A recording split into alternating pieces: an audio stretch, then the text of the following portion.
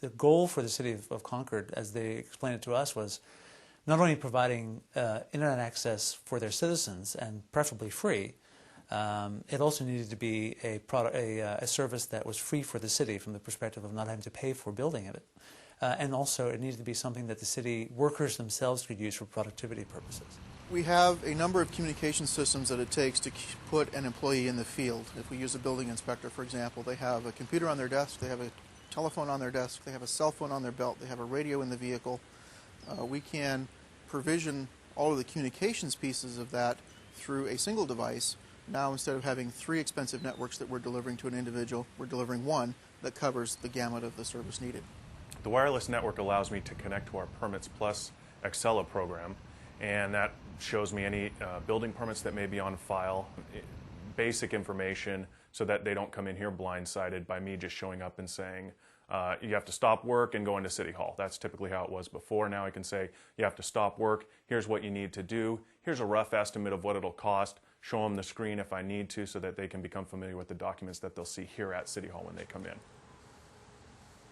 And it would be a great opportunity for our residents to have wireless access, as well as our businesses, because business is a very important part of our economy here in our city, and we wanted to see them have an advantage, perhaps, over other businesses that don't have this access.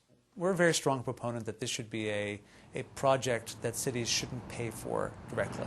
Most cities are coming to the same conclusion we are, that the best model for building a city-wide Wi-Fi network is to really do a thorough due diligence and finding the right partner, and having that partner basically build a network, and have that partner have a number of different methods to actually monetize that network.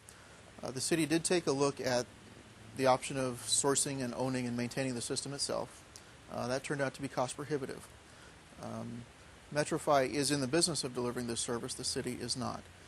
But we do want to partner with the private sector to deliver services to the public and reduce cost of city services. We thought we'd bring in a group that really has expertise, as an expert in this specific area. Companies like MetroFi do make the process basically quite easy, in the sense that, you know, in our case, we've been doing this for 4 years. We know how to build networks.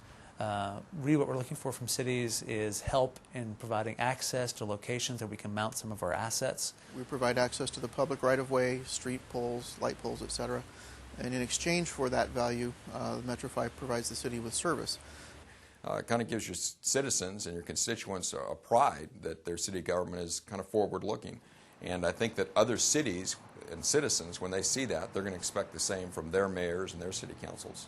As a politician, we love this stuff because it makes us look good. It makes me look good. I don't really have to do anything, and I get to claim I'm bringing, free wireless to the city. So it seems like a no-brainer to me.